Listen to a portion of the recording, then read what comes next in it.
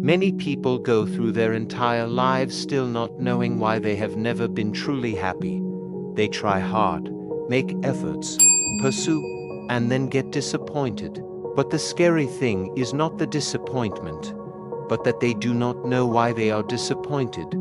For most human beings, happiness is just a vague notion, something everyone talks about, but very few people touch its essence. The Buddha did not teach people to chase after happiness. He taught them to understand happiness.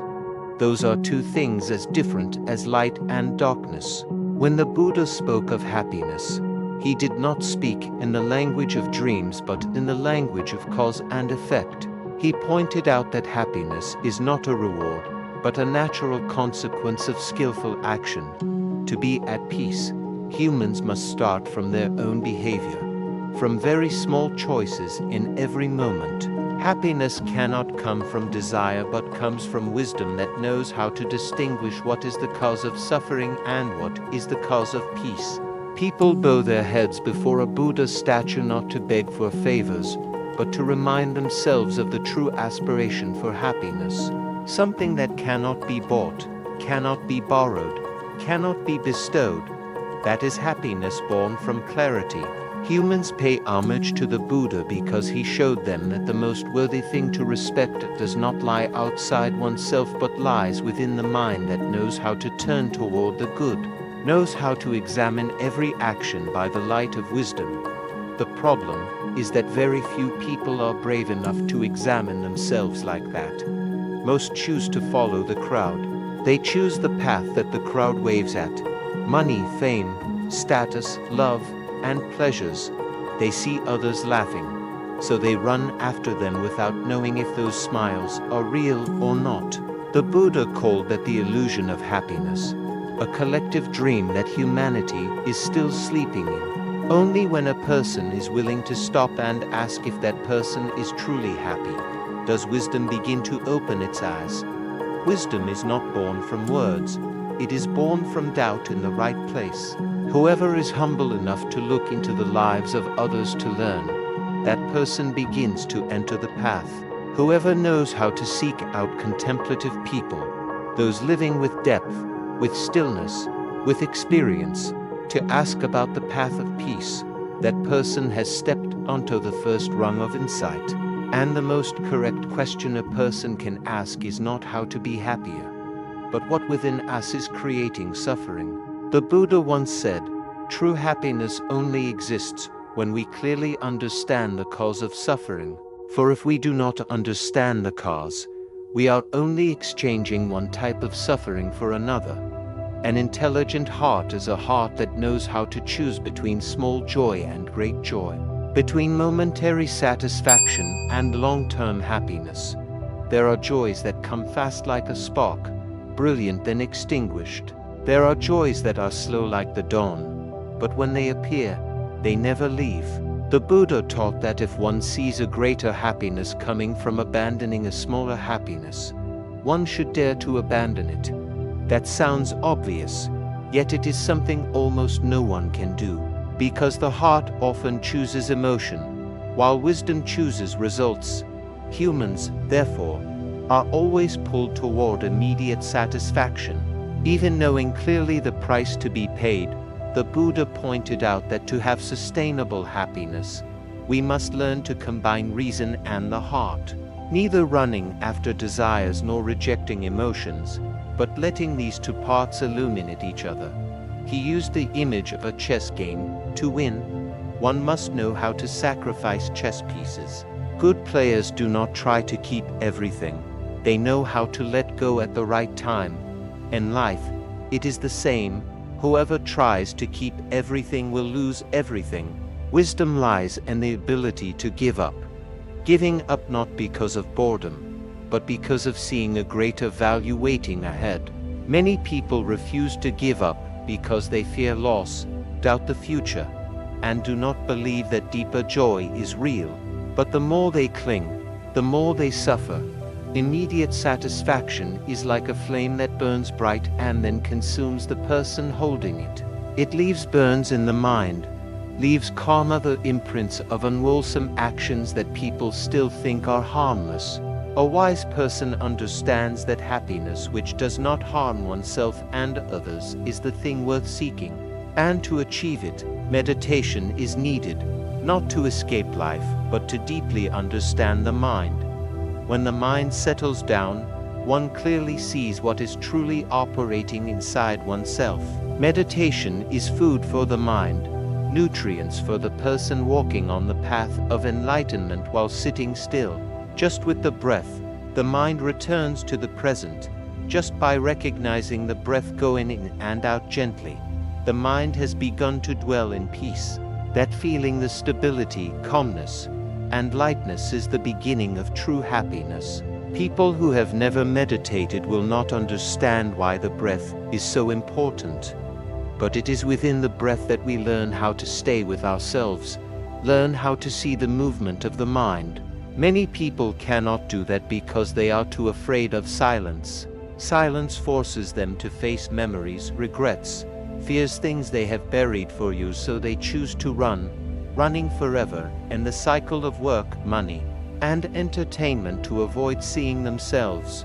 But meditation is the opposite action of running away. It is the courage of an awakened person when stopping to breathe. We are no longer the ones being swept away. We begin to be the observer, and within that observation, the mind begins to expand. A feeling of openness, which cannot be bought at any price, gradually appears. From there, the practitioner sees themselves no longer dependent on petty pleasures. Things that once captivated us suddenly become bland, because in the stillness, we discover another joy, deep, durable, unconditional. Training the mind is the prerequisite condition for long-term happiness because it gives us the strength to give up things that cause hurt and the ability to clearly see how the mind is causing suffering to itself. Every time the mind is urged, pulled away, stop and ask, what is pushing us to leave this moment? Just one steady breath, and we will realize that most of those reasons are very small. It is the space in the mind, the gap between a breath, that is the true dwelling place. When understanding this, one will no longer be pushed around by the petty disturbances of life. The Buddha said that the difference between a wise person and a foolish one lies here. The wise person knows true happiness only comes from training the mind. The foolish person seeks happiness in things that hurt themselves. Happiness is not running away from pain, but learning how to transform pain into joy when sitting in meditation. If feeling pain or discomfort, instead of hating it, we just observe, letting the breath gently pass through the painful area, letting awareness envelop it. The miracle is that just by patiently observing, we have healed a part. The suffering does not disappear, but it loses the right to control us. That is when inner confidence is born. The belief that whatever happens, we can still dwell in peace from within. Small pleasures are no longer attractive. We begin to appreciate more the joy of an open heart, of a steadfast mind amidst the storm. The Buddha taught, do not let the mind be ruled by pleasure or by suffering. When the mind is not swept away by both, it becomes strong and free. People usually think being swept away by joy is a good thing, but actually, that is the beginning of delusion, because when happy, people easily become loose, and when loose, suffering will return. A steadfast mind, it is a mind not shaken by the winds of life. True peace comes from that very ability, standing still in the flow, not being drowned. From here, we learn the greatest lesson, that happiness is not a destination but a state of a mind that is no longer agitated. That is the foundation of an intelligent heart, of completely unconditional happiness, where every breath is joy, every moment is an opportunity to dwell in the present. Even when nourished by tranquility, it will become bright like a flat water surface, where every reflection is clear without distortion. From there, we realize a simple truth. All true happiness requires the training of the mind. There are no shortcuts, no miracles, only the process of patiently observing oneself.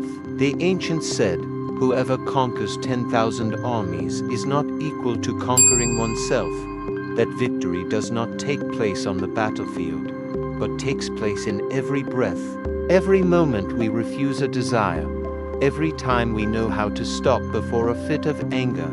A trained mind is a free mind, while a loose mind is a bound mind. Even living in a world that seems full, meditation is the way for us to learn to see the mind, not to make the mind empty but to clearly understand its every movement. Those not used to sitting still will see hundreds of streams of thought rise up within. But just one thing, don't fight against them, and don't run after them. Just let everything come and go, like clouds drifting across the sky, just using the breath as an anchor. The mind will gradually realize what is real and what is just a shadow. If there are mistakes in the past, look at them as an observer, not as a judge. Regret only makes us sink deeper. Only understanding helps us overcome. Each breath is an opportunity for rebirth in every moment. One who does not fear the past is truly free. Many people say, I cannot sit still. My mind is too chaotic. But the truth is, precisely because the mind is chaotic, one needs to sit still. Like muddy water, the more you stir, the blurrier it gets. Only when left still do the sediments settle themselves. The mind is the same. When stopping, delusions will reveal themselves and dissolve. This is not due to will but due to the nature of awareness. When the mind has tasted the flavor of silence, it will no longer be interested in temporary pleasures. That kind of happiness needs no praise, needs no witness. It just silently spreads in every cell. And precisely from that peace, wisdom rises. Wisdom does not come from books but from honest observation of oneself. When the mind is peaceful, it sees clearly the cause of all suffering, not the world, not others, but attachment, desires that are not seen through.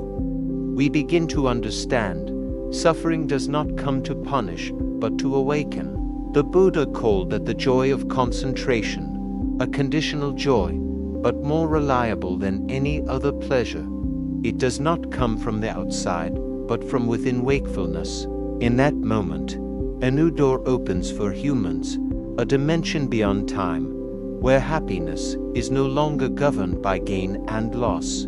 Anyone who has stepped into that moment understands that enlightenment is not far away. It is right in every breath, every moment we are fully present. The Buddha did not promise heaven. He only pointed to the present. Look here. Because all happiness starts from awareness. People often look for happiness like looking for a lost item. The more they look, the more confused they get. But when stopping, when ceasing the search, when only remaining awake, we realize it has never left. Happiness is not a destination but a return. And when the mind becomes still, one sees clearly their own nature. There is nothing that needs to be achieved, just seeing the truth correctly. Happiness is no longer a reward for the practitioner, but the nature of a mind that no longer resists reality. Thus, the entire journey to find happiness does not lie in going far but in returning. Returning to the breath, to sensation, to this very body, this mind. Everything else is illusion. And then at some point, the practitioner will understand that all they ever tried to hold onto were just waves on the surface of the sea. When the sea is calm, the waves dissolve themselves. When the mind is at peace, all problems vanish, leaving only something nameless, unconditional happiness, bright as the void, still as moonlight and the night. People often think that happiness is a private matter, but the Buddha pointed out that happiness cannot exist without correct judgment, wisdom. Because without wisdom, humans easily deceive themselves, thinking they are on the right path while step by step sinking deeper into illusion. And precisely because of that, the Buddha told Ananda, The whole of the spiritual path lies in having an admirable friend. This is not a consolation. It is a stern declaration of truth. No one can see through their own illusions by themselves. The most dangerous illusion is believing that one is not under an illusion. Therefore, people need a mirror, a person who can point out the dark areas in the mind that we ourselves do not realize. The Buddha taught, if you want to understand happiness, start with humility, knowing that you could be wrong. When we are ready to hear the truth even if it hurts us, we are taking a long step on the path of liberation. An admirable friend is not someone who always makes us comfortable. On the contrary, it is someone who dares to point out our faults, sometimes strictly. The Buddha compared them to someone pointing out a treasure. The treasure of wisdom lies hidden under the soil of the ego. One who refuses to hear criticism will never find that treasure. But to hear criticism, we must train a mind that is open and non-defensive, because the ego always tends to defend itself. It hates being examined. Therefore, the Buddha taught that a wise person should be happy when receiving feedback because it is an opportunity to grow. In the Dhammapada, there is a verse, whoever is near a wise person, things will get better, not worse, because the wise are like trainers. They do not praise without reason. They train with the truth. Once when a horse trainer came to ask the Buddha, he said, I also teach my disciples like that. Some respond gently, some need strictness, some need both. But if anyone does not respond to any teaching, I will stop teaching them. That statement seems harsh, but actually, it just means that if someone refuses to learn, their path stops right there. Therefore, the prerequisite condition to having an admirable friend is readiness to receive criticism, whether light or heavy. If one refuses to hear the truth, no teacher can help. The Buddha also warned that not everyone is worth opening up to. Judging the wrong person can cause us to go astray. There are those who speak moral words, but whose minds are full of desire, speaking of liberation, but their hearts still crave fame. To choose the right teacher, the right friend, one must learn to judge based on behavior, not based on appearance. The wise do not look at words but look at what the other person does when no one is watching. Are they grateful to parents and teachers? Do they respect the law of cause and effect? Are they honest when speaking about the good? The Buddha pointed out for early warning signs for seekers of the way. To signs of a lack of wisdom are ingratitude and denying the law of karma. To signs of a lack of integrity are lying and unfair argumentation.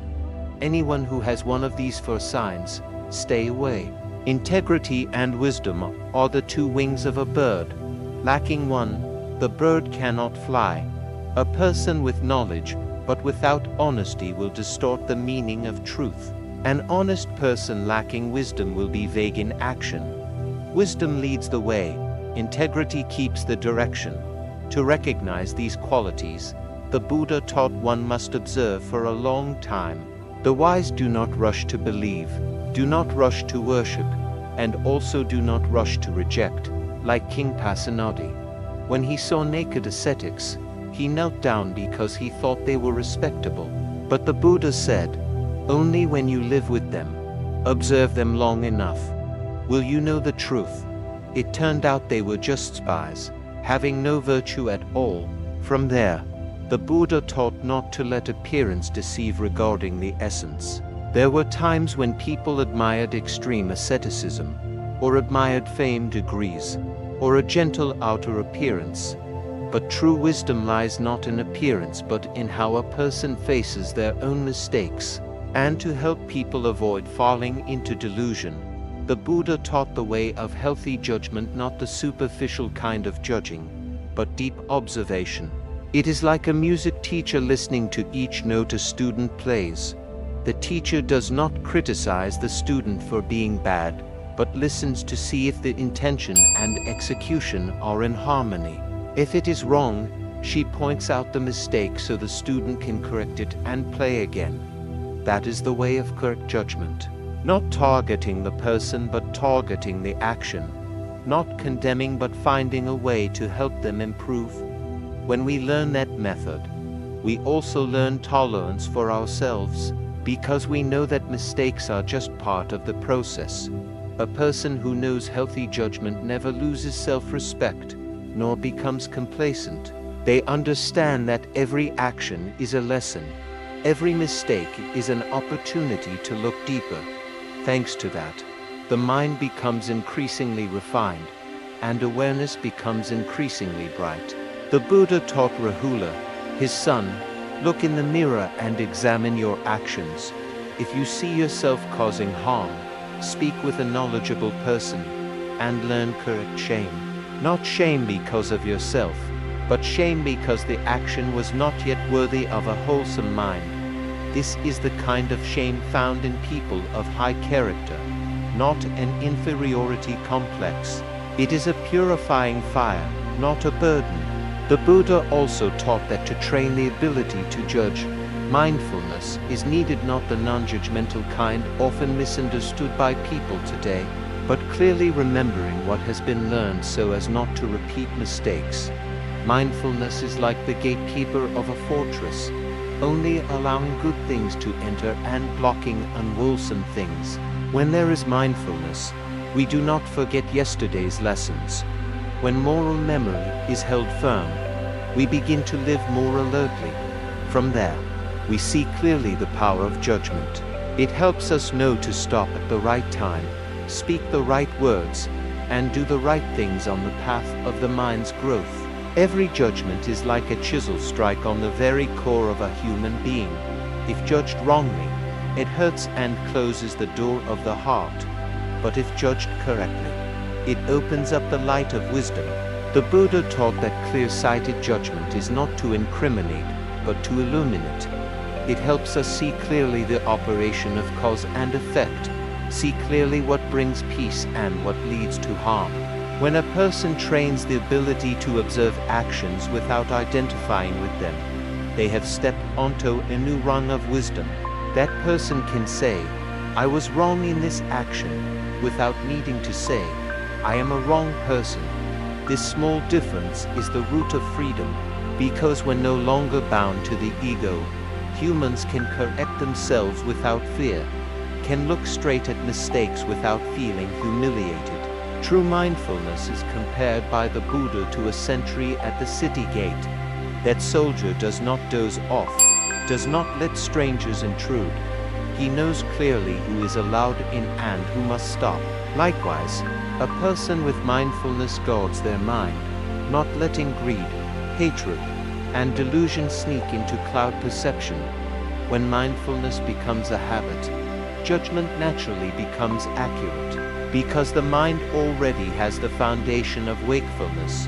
In this process, lessons from mistakes become valuable assets. One who has never stumbled cannot understand what it means to stand firm. The Buddha taught that mistakes, if looked at with wisdom, will turn into seeds of understanding. The past is no longer a burden, but a teacher silently teaching us to grow. Healthy judgment also helps us learn from others. The Buddha advised, when looking for someone to consult, test what they teach through practical action. If those teachings help us become lighter, humble, and no longer selfish, that is a sign of the true Dharma.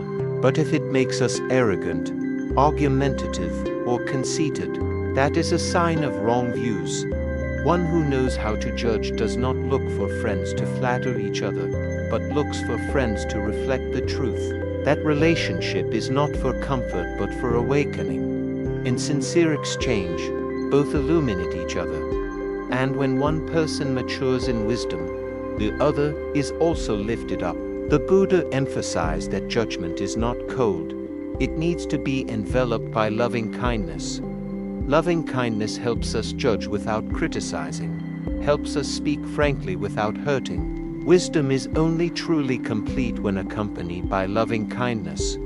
A person with the ability to judge correctly will not rush to conclusions.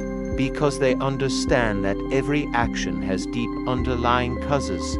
They observe, listen, and then speak.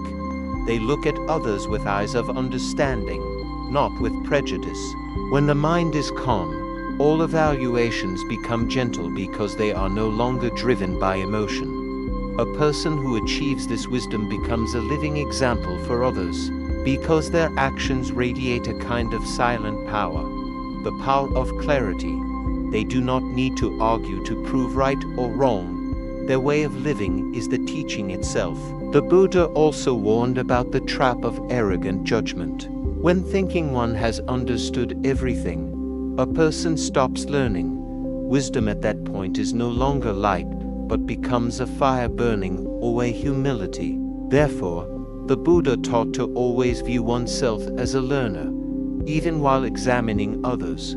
Also, remember that we ourselves are being examined.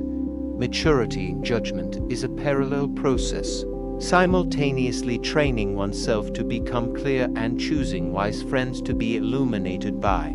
Neither stands alone. One who closes themselves off cannot learn, while one who is too gullible will easily lose their way. The Buddha called this balance the art of discernment, the ability to distinguish. A person with discernment lives in the world but is not dimmed by the world. They can hear all opinions without being swept away. They can come into contact with everything without losing the clarity within. When discernment ripens, it turns into a self-illuminating light, a light that needs no teacher, no book, no words. That is the stage where the practitioner has become their own admirable friend. That wisdom is not cold but full of benevolence, because one who deeply understands the law of cause and effect will no longer despise anyone, nor resent anyone. They know that each person is going through their own lesson, and judgment is no longer necessary at that moment. Wisdom merges into one with compassion. Who reaches that place, even living amidst life, the mind is still as if in the middle of a quiet temple. That is the foundation of true happiness. The happiness of one who knows how to judge without being hurt, knows how to look without being swept away, knows how to love without clinging. When one understands what clear-sighted judgment is and that wisdom goes with loving kindness, the practitioner begins to realize a deeper stage of the path, the war inside oneself. There are no longer others to reflect, no longer wise friends to dialogue with, but only two opposing forces in the same mind. One side is clarity, the other is ignorance. The Buddha called this stage the training of the head and the heart. The head represents reason, the ability to see cause and effect.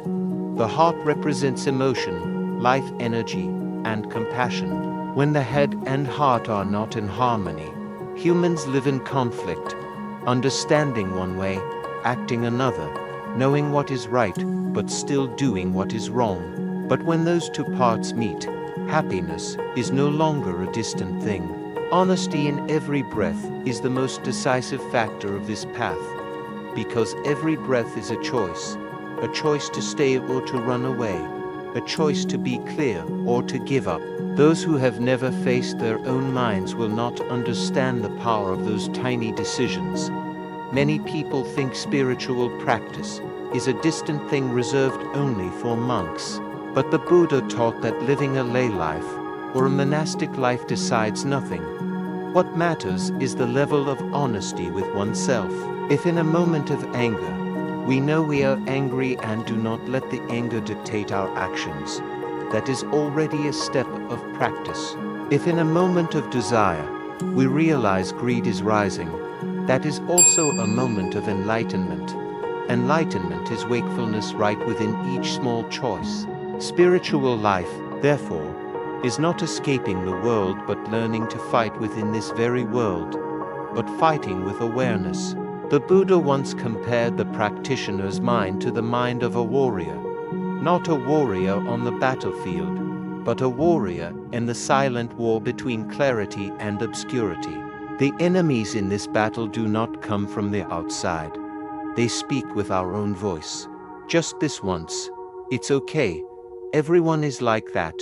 They are sweet, logical, full of persuasion.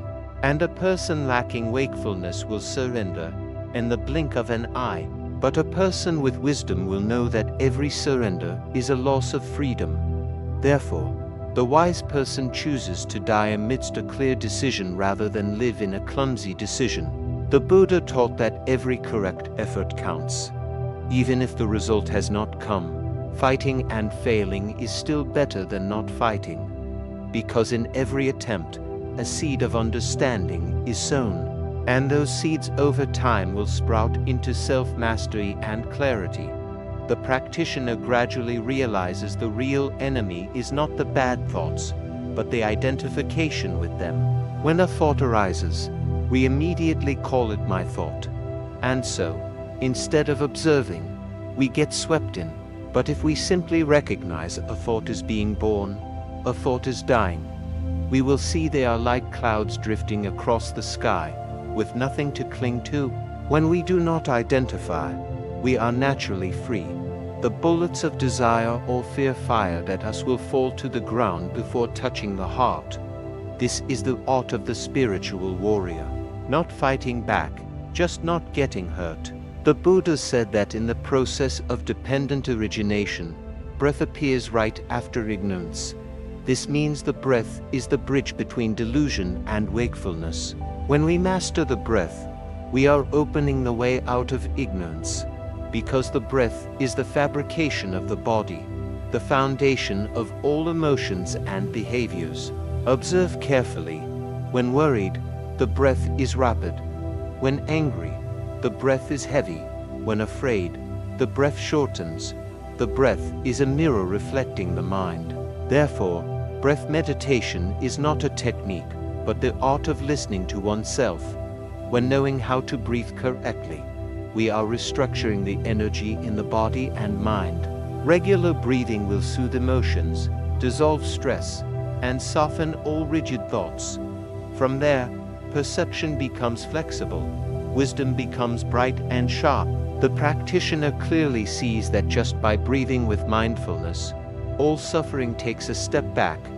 When the breath becomes a companion, the head and the heart begin to understand each other. The head learns to respect emotions, not denying, not repressing, only observing and transforming. And the heart learns to respect cause and effect, not demanding, not rushing, knowing that every joy needs time to mature. At that time, reason and emotion are no longer two opposing currents but become two branches of the same stream of enlightenment. The practitioner realizes that when the head knows how to consider and the heart knows how to love, both will open up the power of inner freedom together.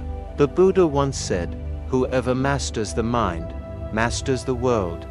And the world here is not earth, water, mountains, and rivers, but the world of emotions and perceptions, where all suffering is born and also from their ends. One who has tasted the sweetness of the harmony between wisdom and heart will no longer be afraid, because all the fluctuations of life are just waves on the outside, while inside is a calm ocean. Ultimate happiness does not come from avoiding suffering, but from looking at suffering without fear. The harmony between wisdom and heart is not a state that comes in a moment, but is the result of countless times facing oneself. Every time a desire rises, every time a fear appears, that is the opportunity for those two parts to be trained. The head learns to see the cause clearly, while the heart learns to calm down, not reacting, not escaping. The Buddha called this process the silent war between two forces in the mind. One side consists of ignorant habits nurtured for thousands of lifetimes. The other side is the light of wakefulness just beginning to bloom. In that war, victory does not come from strength but from persistence and understanding. The practitioner learns to choose meaningful battles. Not every thought needs resistance. There are times we need to be silent, step back, and return to the breath, because when the mind is not steady enough, fighting anger only makes it stronger. The Buddha taught that in meditation, the greatest power is the ability to know when to stop. Stopping is not losing. Stopping is to see clearly. Therefore, the breath becomes the sheltering fortress of the mind. When the storm rises, when the mind is chaotic, just return to the breath, and we are safe in every inhale. We receive life in every exhale. We let go. Just like that, every heavy layer is dismantled. Every fear is resolved. Every fit of anger is softened. The Buddha once said, independent origination, the breath is the first link of the process of creating karma, because from the breath, thoughts, words, and actions are born. If the breath is dominated by greed, hatred, and delusion, the entire life will tilt. But if the breath is regulated by mindfulness, the mind will gradually become clear, and new karma, the karma of wisdom, begins to form. The practitioner sees clearly that emotion is just a product of perception. Change perception, and emotion changes. If we look at pain as an enemy, we will suffer. If we look at it as a teacher, we will learn the lesson of letting go. In every breath, we are relearning how to live in meditation. So, it is not separating oneself from life, but learning how to live amidst life while remaining calm. When meditators sit down, they do not run away from work, do not deny emotions, but only return to make friends with the breath. The breath never betrays us. It is always honest. Gradually, the practitioner realizes that true happiness does not come from having plenty but from inner stability. Once the inner self is steady, no matter how circumstances change, that person still maintains peace. Unconditional peace is just like that. No need to wait, no need to search. It is present right in every moment we live wakefully, and in that silence, wisdom and compassion merge into one. When the head understands that everything is due to cause and effect, the heart no longer resents. When the heart knows how to love, the head is no longer rigid. This is the union of awareness and love, the foundation of all sustainable happiness. A person with wisdom but without compassion, their words easily become knife blades. A person with compassion but lacking wisdom, their love easily becomes delusion. Only when both are in harmony are actions pure and words peaceful. And then one day, the practitioner realizes there is nothing left to fight, because all enemies inside have turned into allies. Greed, hatred, and delusion, when seen through, all carry messages of awakening. Greed teaches us about impermanence. Hatred teaches us about compassion. Delusion teaches us about wisdom. When understanding that, the mind becomes soft, tolerant, and open like the void. Ultimate happiness is no longer an emotion but the state of a mind that no longer opposes reality. In that mind, there is no longer I and others, no longer gain and loss, only life flowing naturally, still but bright, without limits. The Buddha called that state absolute peace, true freedom. It lies not in the future, waits not for the next life, but is present right now, in every breath, every moment we dare to live honestly. One who reaches this point no longer needs to find a teacher, because they have become their own teacher. They do not need to pray, because life itself is the prayer. They do not need to find happiness, because happiness is who they are. And so the journey closes but simultaneously opens, because every moment of living wakefully is a new beginning. Every inhale is a greeting to the present. Every exhale is a letting go of the past. That is the path the Buddha walked. And everyone can walk if they dare to start with a very small thing, looking back at oneself with absolute honesty. True happiness, in the end, is not something we achieve, but the state of the mind when it no longer wants to achieve anything. It is not a reward, but the primal nature of the mind when no longer obscured by fear, desire, or illusion. In that moment, we understand the ancient teaching, light your own torch and go, because the light is nowhere else but in this very mind. where the head and the heart have awakened together.